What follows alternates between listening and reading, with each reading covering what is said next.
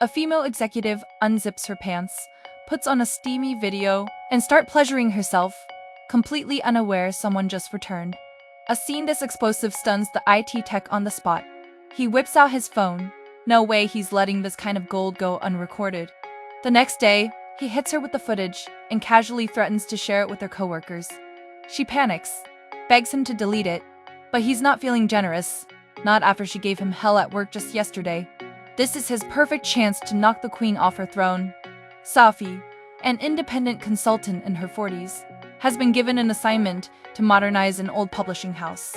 On her first day, she gathers the staff for a meeting to outline her plan, getting the company toward a digital future. But before she can get through it, a disruption arrives in the form of Max, a 20-year-old temporary IT worker.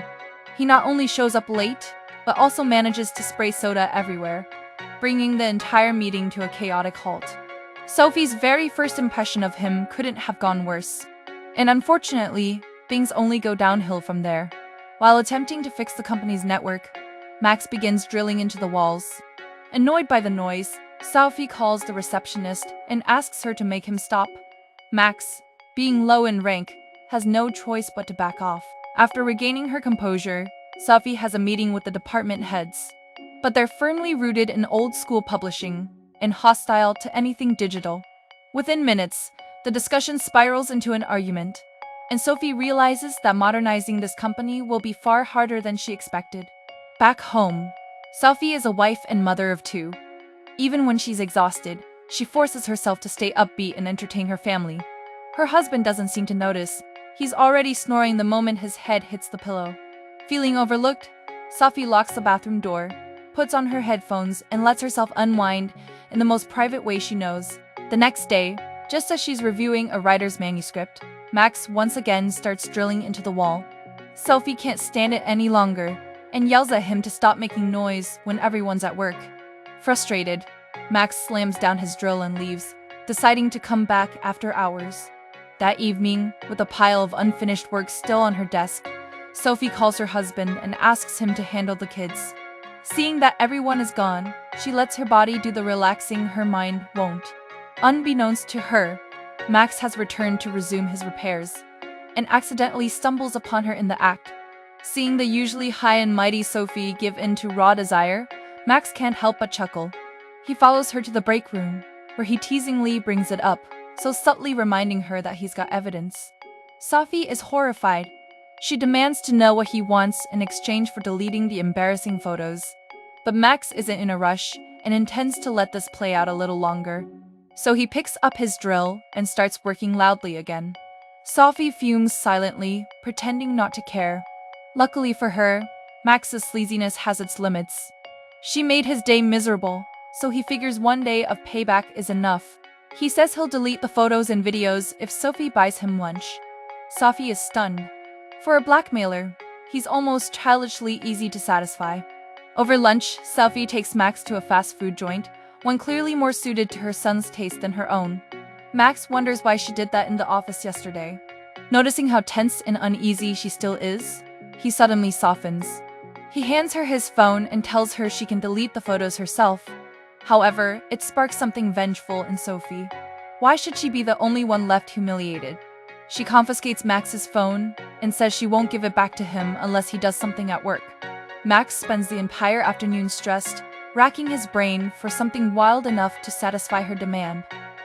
Thanks to an unexpected PR crisis at the publishing house, a young female author they just signed had been harassed by an older male writer.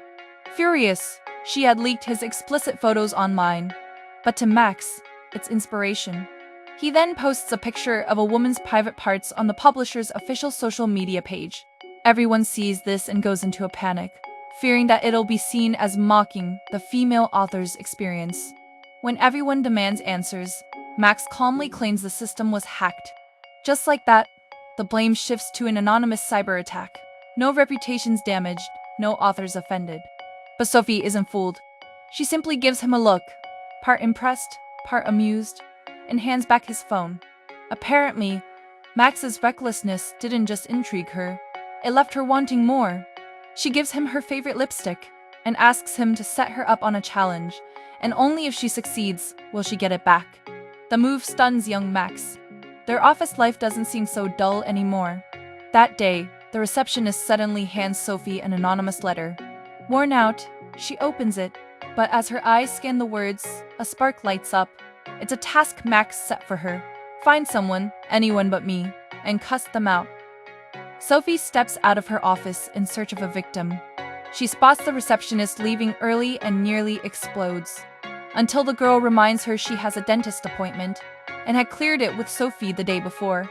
Sofie just remembers and lets her go. But after all, Sofie is highly educated. She's never really done anything this shrewish before. She can't even get through a single insult before seeing tears well up in an employee's eyes. And instead of yelling, she ends up apologizing. By the next day, Sofie still hasn't found a reasonable reason to curse.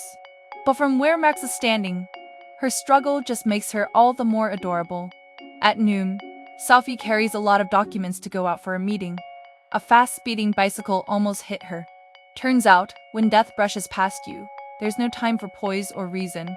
Every foul, filthy word she's ever known erupts from her mouth like a volcano. Even the workers standing nearby get caught in the crossfire. Max hears the chaos and runs out, certifying that she's completed the challenge. From that day on, the lipstick becomes a game token. Only next time it's Sofie's turn to give Max a task.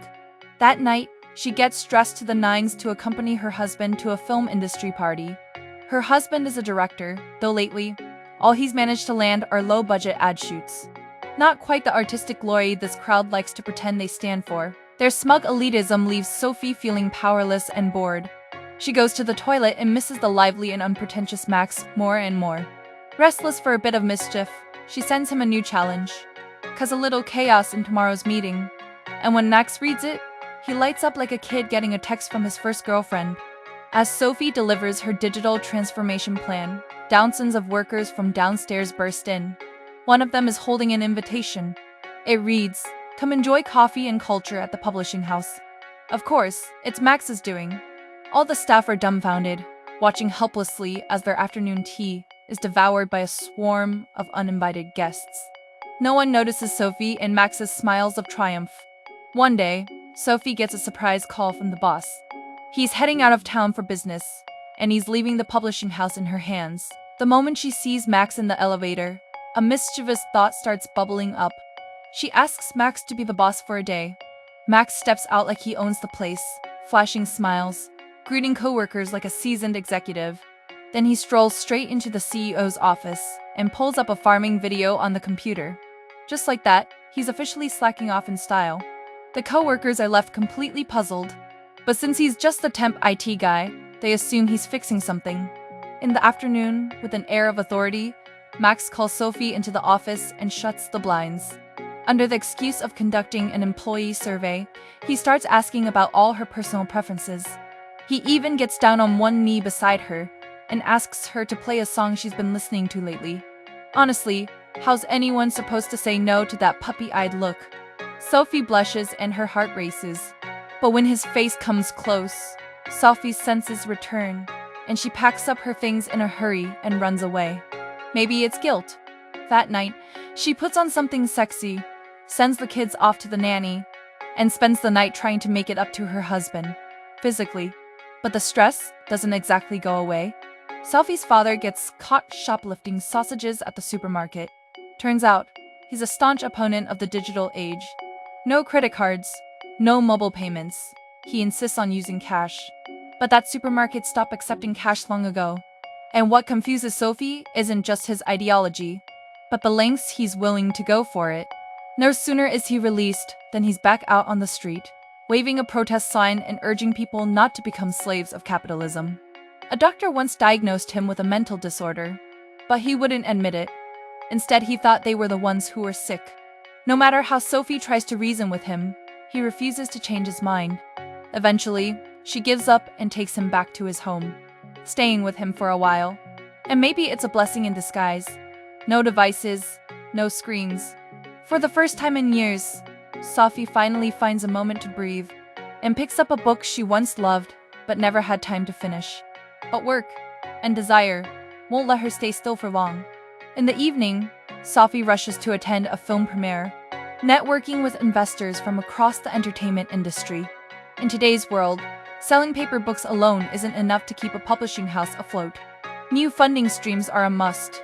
As it happens, the CEO of Stream Us, the largest streaming platform around, has her eye on their author catalog and proposes acquiring the company to adapt their books into film. The offer goes against everything the publishing house was founded on, but in order to survive, the boss has no choice but to agree. And with that, the company loses its independence. Everything will be subject to new rules, including cutting all temporary staff within a week. Sofie, now a strategic consultant, hears the news in advance, but to avoid chaos, she's not allowed to say a word. Instead, she turns it into a mission. Max must secure a permanent position before Friday. Max approaches the boss, saying he's been living in constant anxiety. He wants stability. He wants to go full-time. Originally from a rural town, Max shares a cramped apartment with 3 other guys. Without money or security, the lofty ideals the boss keeps preaching feel like a cruel joke. This tragic experience doesn't sway corporate minds. The boss tells him to prove his value and wait for the right opportunity. Max is sad and confides in his roommate about his troubles. Once he's fired, he can't afford to stay in the big city and has to roll back to his hometown in the countryside. But his family doesn't like him, let alone agree to let him go back and live there. In order to help his roommate not get fired and secure a permanent job, the man goes straight to his boss and threatens him. The boss is so startled, he nearly has a heart attack on the spot. Furious, he storms back into the office and calls Max in. But instead of blowing up, he offers Max a permanent contract. Turns out, the boss grew up in a working-class family. He knows what it's like to fight tooth and nail just to stay afloat. And while Max's tactics were borderline criminal, the boss respects his determination to carve out a future and decides to give him an opportunity. Max bolts out of the office, practically flying with joy. Sofie catches up and offers her congratulations. Caught in the rush of it all, they kiss. 5 seconds later, Sofie regains her senses and flees in a panic. Max hands over his mouth, grinning like a kid who just got away with something. Sofie rushes into a convenience store, buys a toothbrush and toothpaste, and starts furiously brushing her teeth on the sidewalk, as if that could somehow scrub away the guilt. The next day, Sofie shows up like nothing ever happened. Max, still riding the high of his promotion, gives her a new challenge.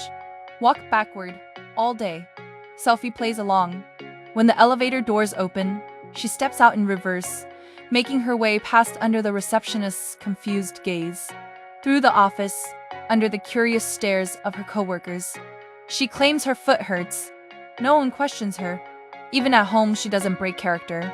She tells her husband it's just for fun. Her husband doesn't even try to understand. Clearly irritated, he snaps. "We have guests coming. Do not act so weird." Sofie complies. In front of the guests, she puts on her best version of normal. But when her husband starts making fun of her father, calling him madman in front of everyone, Sofie can't take it. She accidentally drops a glass. Then on the excuse of cleaning it up, she walks away backward. Let him feel what it's like to be humiliated. This is Maroon Recap. Check out my homepage, and you'll see more recaps of Love and Anarchy. I'm hastening to write and edit the next recap, so feel free to leave a comment and share your thoughts.